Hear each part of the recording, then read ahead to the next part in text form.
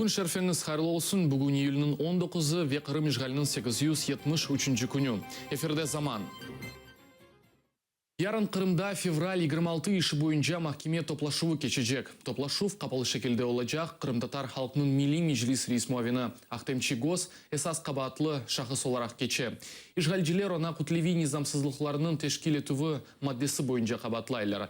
Бұның үшін Чигос 10 елға қадар сербесліктен марум етіле біле.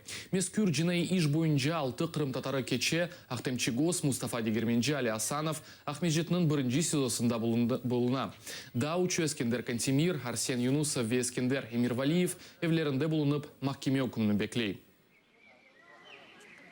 Татар милли межлисінің рейс муавины Илми Умеровге қаршы еланылған жинайы ишінің ачылығы бойынша шекееті бақылачақ. Хатырлатам майыс 12 күні Қырымның ишгалжи прокуроры Наталья Поклонская Умеровға қаршы экстремизм маддесі бойынша жинайы ишінің ачылығы ақында білдірді. Сели укук Корчалав мемориал тешкиляты Дорт Крым татары сияси мабюс оларақ таныды. Руслан Зитулаев, Ферат Сейфулаев, Рустем Ваитов ве Нури Примовны Крымда біріншілер оларақ Хизбут Тахрир ішы бойынша яқыладылар. Мемориал тешкилятының білдіргеніне көре оларны тек ислам әдебиятының оқылмасында ве ислам мұнасибетлерінде қабатламаға мүмкін. Мабюслерінің жемиетке бір телюке доғырғанны таздықланған малюмат ич йоқ. Руслан Зитулаевны террорист тешкилятының тешкил етілмесінде қабатлайлар. Она эбидиен апысы белгілене біле. Дегерлеріні 10 елға қадар сербесліктен марум ете білелер. Умумен есе ишғал етілген Қырымда Хизбут Тахрир іші бойынша 14 инсан яқаланды.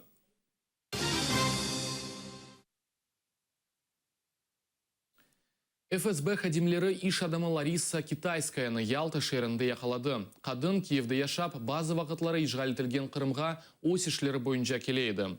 Ларисаның қызы Ксенияның білдіргеніне көре яқалану вақтында Украина ватандашыны мүлкінің басып алғанында қорқытып экстремизмді қабатлайдылер. Яқаланғанның қызы яқалануының себеплеріні анлап оламай. Вим авиа ава шіркетінің сеферлеріні Ахмежит авалиманында бір күнден зияды тұттылар. Санкт-Петербург шеріне алып барған учақ июльнің 17-сінде ава сеферіне чықмаға керек еді. Ләкин техник проблемлерден себеп елға тек 19-ында чықты. 200-ден зияды инсан учақта бір қач саат бекледі, олардың арасында 26 бала еді. Yolcularının базалары терминал бинасының табанында yoqlaydı. Başqaları tibbi yardımında muhtaç еді. Yolcularını 25 сааттен сон ихтият учағы алып кетті. Садились в самолет, катались минут 20 по полю, потом пытались взлететь, ничего не получалось, опять катались минут 15 и приезжали на стоянку. Также повторялось вчера. Опять катались по полю, опять ничего не получалось, опять приезжали и все повторялось снова. Значит, при оказании медицинской помощи основными диагнозами были это ситуационный невроз, эссенциальная гипертония, то есть приходящая гипертония, мигренеобразные боли. Люди, конечно, очень сильно переживают, нервничают. Мы делаем все возможное, чтобы оказать первую неотложную помощь. То есть совет, медикаментозная помощь. Партынит сакинлері сув тарифлерінің уч кереге артмасына шекейет етелер. Мүесесе елбашчысы или өткерілген көрішівде ерлі сакинлер Украина вақтында тарифлерінің одемесі ақында айтты. Шымды олар сув ағларының қызметі үшін пара төлемеге мечбур. Шымдыки вақытта сув үшін бір адамға 400 рубле төлемеге керек. Октябрь айындан есе фиатлар уч кереге артажақ. Алушта сакинлерінің білдіргеніне көре, орта нефақаның көлемі 5000 рублені тешкилете. Откройте, пожалуйста, сайт Государственного комитета по ценам и тарифам, приказ 80/8 с изменениями и дополнениями. В нем представлена вся информация, доступна. Вообще в России идет поэтапное повышение оплаты коммунальных платежей всех, и по воде то же самое. Никогда на 300% повышения не было. Ничего, что себестоимость поставляемой вам воды в разы превышала. Никто не имеет права поднять сразу на 300%. Аксенов, когда мы сделали вместе со всеми с вами эту весну крымскую, сказал, что законы, которые есть в Украине и подходят нам, мы их будем брать на вооружение, а те, которые не подходят, мы будем их ликвидировать. Так как же получается, что при Украине была цена одна, а сейчас в 3 раза больше цена, чем положено? Потому что мы в России сейчас. Крыша ачық ве бедава олған Қырым пляжлары әркез үшін дегіл. Алушта депутаты Павел Степанченко Арианда Мусафир ханесінің пляжында видео тақығатыны кечірді. Крышы әркез үшін ачық олған пляжда Степанченко янына қаравул келіп, пляжны теркетмеге талап етті. Бұндан соң есебесі қаларны көстермеге талап етті. Степанченко дегерлерге пляжға кірмеге ярдым етті. Туристлер пляжларға кырыш бедава ве сербест олғаныны білмей.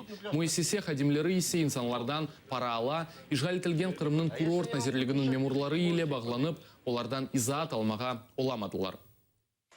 А это что, скажем так, режимный объект, что должен представляться? Вы уполномочены у меня требовать мои документы? Вы находитесь на пляже.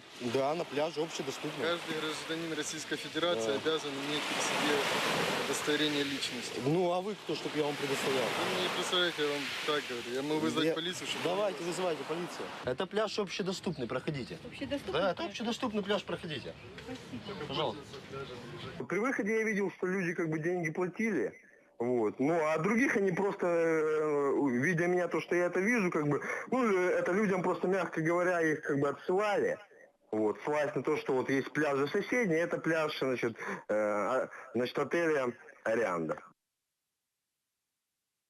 Августың ортасында ночные волки байк-клубы ишғалетілген Ақярда байк-шоу тешкелетежек олалар. Программа тәлікелі марифетлер, фарқлы деверлерден арби техникасы ве концертлерден ибарет.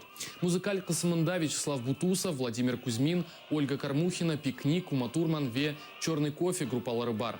Гибинон Дорсенесі Русели ночные волки байк-клубы Газфорд дағы янында қанунсыз шеклінде Балаклава Мадден очағы идаресіне айыт олған территориясында ерлешті. Ширкет махкемеге барып, байгерлерден ерні кере алмаға чаре тапмады. Ночные волки лидері Александр Залдастанов, яни хирург, Русия президенті Владимир Путиннің досты ола.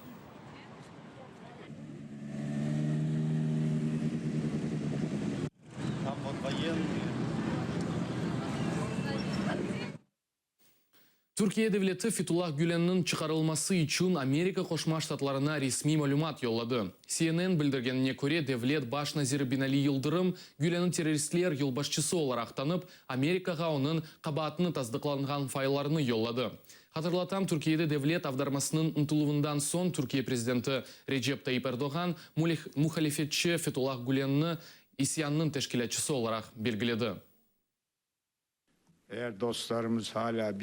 Если наши друзья продолжат настаивать, что мы должны представить еще какие-то доказательства, то, извините, нас это разочарует.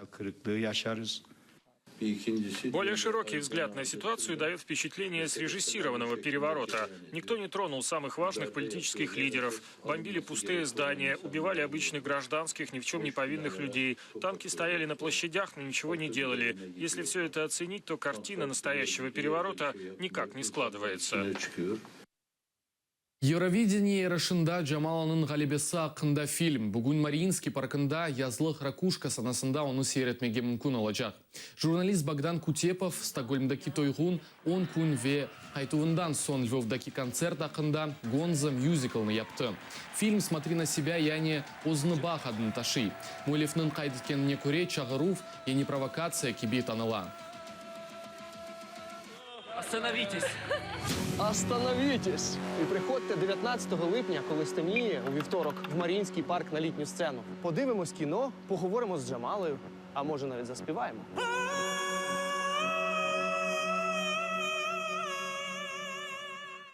Буйсе сонки хаберымызды, атырыли олыңыз, көрішмек үзре.